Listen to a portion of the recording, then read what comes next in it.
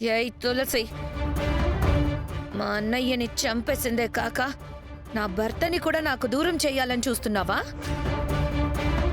నేను నిన్ను ఊరికి వదిలిపెట్టను.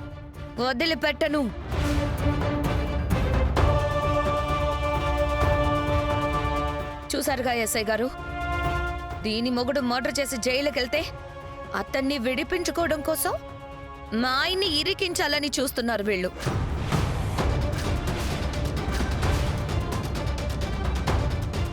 అది వీళ్ళ ప్లాన్. అబద్ధం. ఈ అమ్మాయి చెప్పేదంతా పచ్చి అబద్ధం. మేము అసలు అలా ఎందుకు చేస్తాం? ఏది అబద్ధమో ఏది నిజమో ఆ వీడియో చూస్తే తెలిసిపోతుంది కదమ్మా. మేడం, ఆ వీడియో వాళ్ళకి చూపించండి.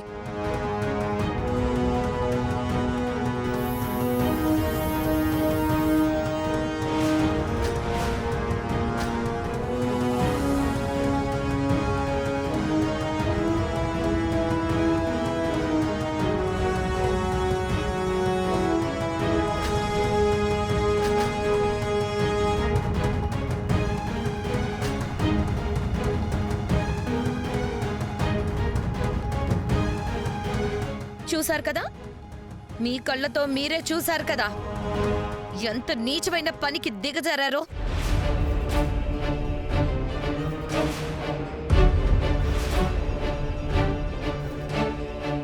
చూడండి ఎస్ఐ గారు, నా భర్తను కిడ్నాప్ చేసిన కేసు కింద వీళ్ళ ముగ్గురిని సెల్లో పెట్టండి.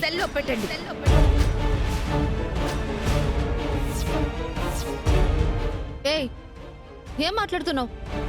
ఇతన్ని మేం కిడ్నాప్ చేయడం ఏంటి? కిడ్నాప్ చేయాలనుకుంటే ఎక్కడికో తీసుకెళ్తాం, కానీ పోలీస్ స్టేషన్కి ఎందుకు తీసుకొస్తాం?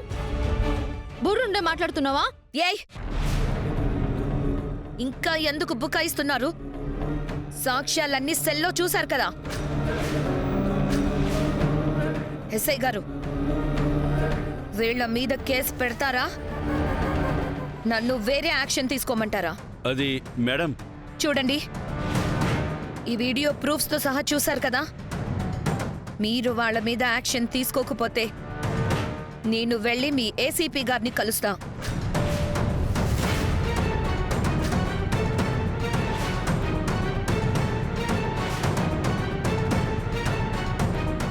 ఎందుకులే మేడం, వాళ్ళ సంగతి నేను చూసుకుంటాను కదా, మీరేం కంగారు పడకండి. రమేష్, వీళ్ళని తీసుకెళ్లి సెల్లో వేసి కిడ్నాప్ కేసు మీద ఎఫ్ఐఆర్ రెడీ చేయండి. ఏం జరిగిందంటే మీరు మమ్మల్ని మా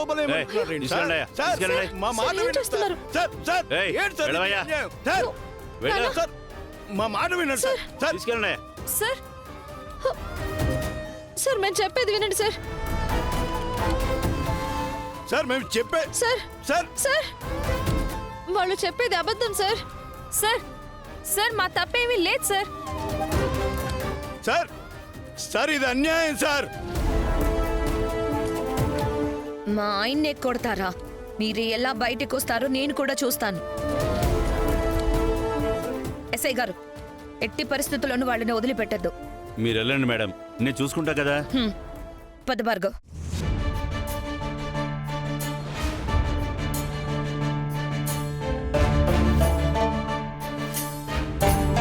సార్ మా మాట విన్నాడు సార్.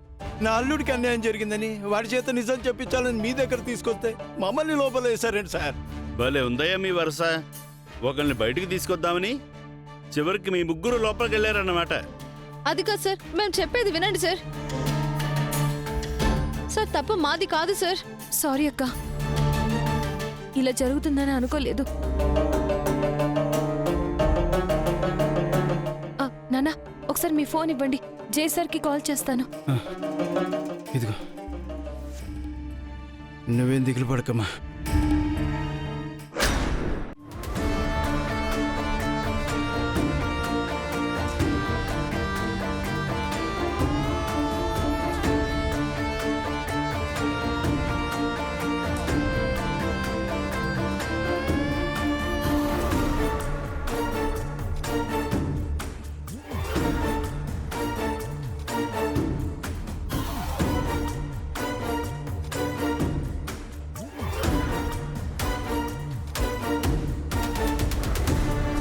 ఏంటి ఎస్ఐ గారు ఇది? చట్టం మర్చిపోయారా? ఎవరు సార్ మీరు? నేనొక పౌరుణ్ణి. ఆయన క్రిమినల్ వదిలేసి విక్టిమ్స్ ని లోపల పడేయటం ఎప్పటి నుంచి స్టార్ట్ చేశారు? ఓ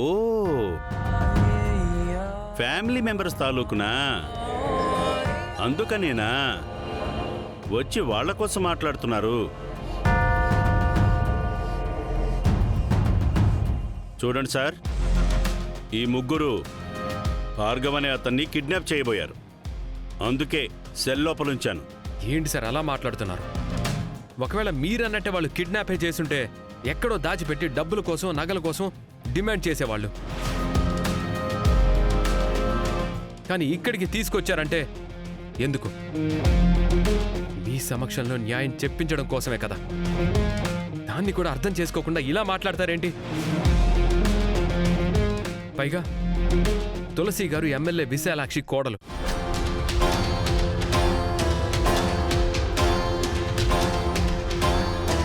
అది తెలుసా మీకు? తెలిసి కూడా ఇలా చేస్తున్నారా మీరు? సార్, అతను చెప్పేది కూడా నిజమే సార్.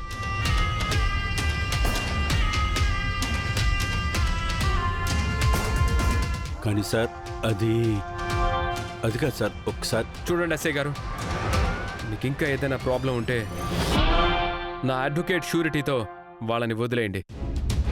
అర్థమైందా? సార్ అది సార్, ఇంకా మీరు ఎక్కువగా ఆలోచిస్తే నిజంగానే మీకు ప్రాబ్లం వస్తుంది. అర్థమైందా? కానిస్టేబుల్, ముందు వాళ్ళు రిలీజ్ చేయి. అలాగే సార్.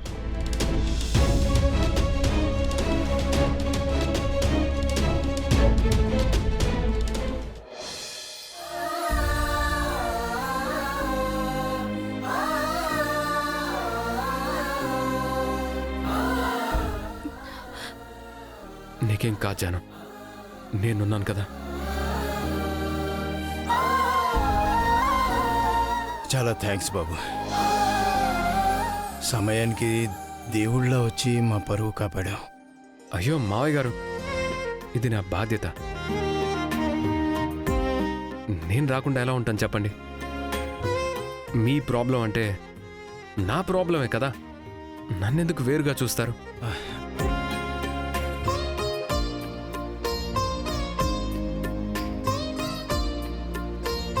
అవును సార్, నేను అసలు ఫోన్ చెయ్యాలనుకున్నానో లేదో సమయానికి నా మనసులో మాట తెలిసినట్టు మీరు భలే వచ్చారే. అంటే జై జానుల బాండ్ అలాంటిది. నువ్వు అలా మనసులో అనుకుంటే చాలు, ఆటోమేటిక్గా అంతా జరిగిపోతుంది. ఎందుకంటే నీ ఆలోచన వెనక, నీ వెనక నేనున్నాను కాబట్టి.